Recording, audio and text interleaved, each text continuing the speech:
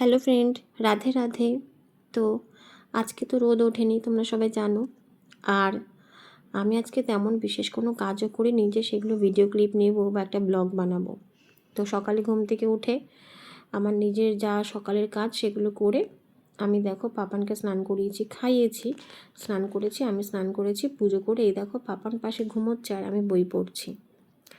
মা আমাকে এখানে দুধ রুটি দিয়েছিল, খেয়ে নিয়েছি। তো যেটা বলার সেটা হচ্ছে যে দেখো, এখানে আমি সকাল থেকে বিন্দুমাত্র কাজ করিনি, আমি নিশ্চিন্তে বই পড়ছি। আমার মনের মধ্যে কোনো অপরাধবোধ কাজ করছে না। কেন বলো তো?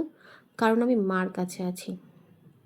মা আমাকে সময় মতো এখানেই খাবার দিচ্ছে, আমি খেয়ে এই যে পাপনের পাশে বসে আছি, বই পড়ছি।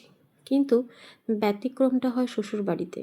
সেখানে আমি সমস্ত কাজ করার পরেও একটু বসে থাকলে বা যদি একটু কোনো অবসর সময় কাটাই কোনোভাবে, তখন অপরাধবোধ কাজ করে যে কোনোটা কম করে ফেললাম না তো, বা কোনোটা কিছু দোষ হলো না তো। তো এটাই হচ্ছে বাপের বাড়ি আর শ্বশুর বাড়ির মধ্যে পার্থক্য। তো যাই হোক, শ্বশুরবাড়ির লোকেরা না খানিকটা উই পোকার মতন। তারা সবসময় যে মুখে প্রকাশ করে কিছু বলে তা না, তারা আড়ালে আবঢালে অনেক রকমভাবে এমনভাবে মানে ব্যবহার করে যেগুলো আমাদের ভেতরটা একদম খেয়ে যায়।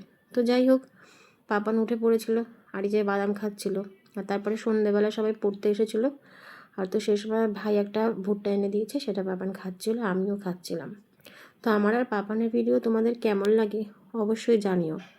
তেমন ভালো করে ভিডিও বানাতে পারি না, তবুও চেষ্টা করি আমার মতো করে। তো আজকে এই পর্যন্তই, আগামীকাল দেখা হবে। তোমরা সবাই ভালো থেকো, সুস্থ থেকো।